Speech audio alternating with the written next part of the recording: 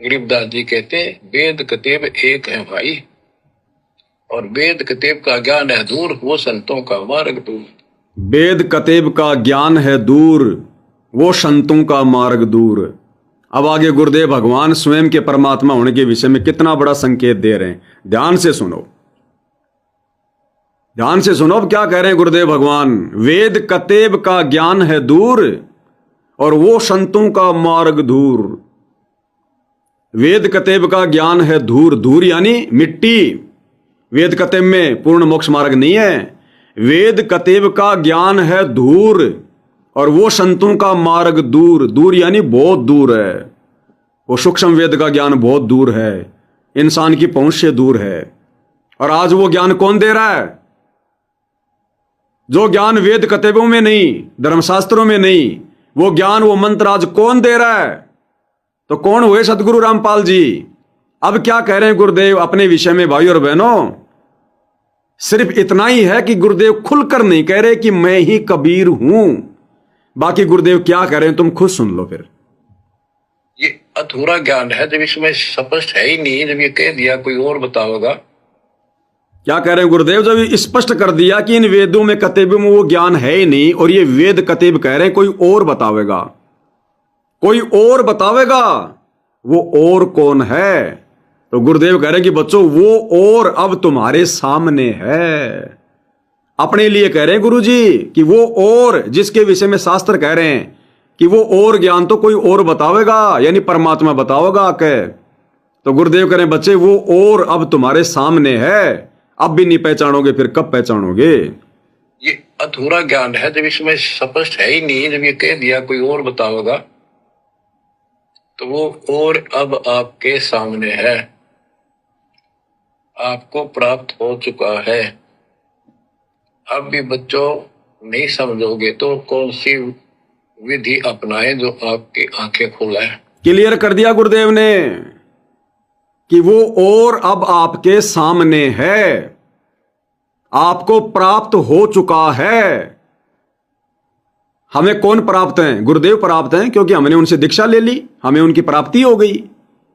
तो वेद कुरान पुराण जिस महापुरुष के बारे में इशारा कर रहे हैं, जिस अल्लाह अकबर के बारे में, तो गुरुदेव कह रहे हैं वो और अब बच्चों तुम्हारे सामने है, तुम्हें प्राप्त हो चुका है। अब और कौन सी विधि अपनाऊं जिससे तुम्हें समझ में आ जाए, तुम पहचान कर लो कि तुम्हारा गुरु कौन है।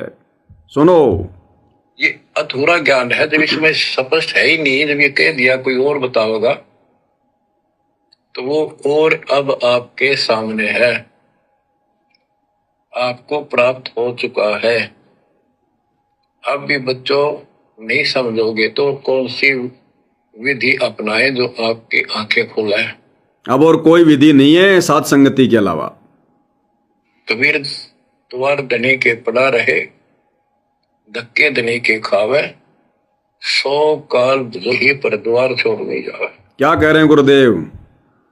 द्वार धनी के पड़ा रहे, धक्के धनी के खा, 100 काल जगजोर ही पर द्वार छोड़ ना जाए। किसको कह रहे हैं? आश्रम से जुड़े भाई बहनों को। क्योंकि साथ संगति से जुड़े भाई बहनों को तो पहचान हो गई। हमने तो अपने गुरु को परमात्मा मान लिया, दाढ़ी मूछ वाले नकली कबीर को फाड़ फाड़ के घर से बाहर कर दिया, गुरु की आरती उतारनी शुरू कर दी, गुरु को भोग लगाना शुरू कर दिया, क्योंकि आरती भगवान की उतारी जाती है, भोग परमात्मा को लगाया जाता है। तो आप और हमने तो पहचान लिया। अब सतलोक आश्रम वालों के लिए क्या कह रहे हैं गुरुदेव? ये वाणी बोलकर कि द्वार धनी के पड़ा रहे, धक्के धनी के खा, 100 काल जग जोर ही पर द्वार छोड़ ना जा। गुरुदेव कह रहे अब तुम कम से कम इतना तो कर देना, ये द्वार छोड़ के मत जाना, ये भक्ति छोड़ के मत जाना, ये मार्ग छोड़ के मत जाना। मोक्ष तो तुम्हारा नहीं होगा, लेकिन तुम्हें मनुष्य जन्म मिलते रहेंगे, फिर कभी किसी जन्म में परमात्मा तुम्हें संभालेगा। अब आगे गुरुदेव ये वाणी बोलकर आश्रमों से जुड़े भाई बहनों को समझा रहे हैं, जिन भाई बहनों ने गुरु को परमात्मा के रूप में स्वीकार नहीं किया, कि तुम पड़े रहना इस मार्ग में, इस भक्ति को मत छोड़ देना, कम से कम मनुष्य जन्म तो मिलते रहेंगे तुम्हें।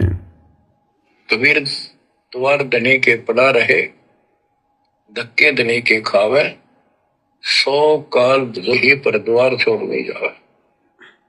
अब आपने इतना करना है, इस ज्ञान को समझकर मालिक से दूर ना होना। सतगुरु विमुखा मत हो जाना। अब बताओ, सतगुरु विमुखा मत हो जाना किसको कहेंगे? जिसको भगवान समझ में आ गए वो तो शौपन में भी सतगुरु विमुख नहीं हो सकता। आज हम सतसेवक भाई बहनों को भगवान समझ में आ गया, हम टूट जाएंगे लेकिन परमात्मा से नहीं हट सकते।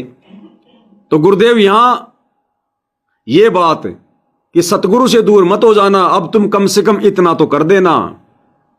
किनको कह रहे हैं? जिन लोगों ने गुरु को नहीं पहचाना, गुरु को परमात्मा नहीं माना, सतलोक आश्रम वालों को, अपने परिवार वालों को, कि अब तुम कम से कम इतना तो कर देना, इस मार्ग में पड़े रहना। छोड़ नहीं जा रहा। अब आपने इतना करना है, इस ज्ञान को समझकर मालिक से दूर ना होना। सतगुरु विमुखा मत हो जाना। इसमें आपको अच्छा लगे चाहे कोई कष्ट लगे, वो कष्ट भी गोल्ड गिफ्ट होगी। हो सकता पता नहीं कौन सा पाड़ सा कष्ट आपका हल्के में टल रहा हो, पर जल्दी ना करा करो। और तो धरती पर कहीं जा रही हो तुम्हें कभी राहत नहीं मिलेगी। धरती पर कोई ठिकाना नहीं, अगर चले गए तो यहां से। तो बच्चों, मानत ना मन मोरा साधो, मानत ना मन मोरा रे। बार बार मैं ये समझाऊं, जग में जीवन थोड़ा रे।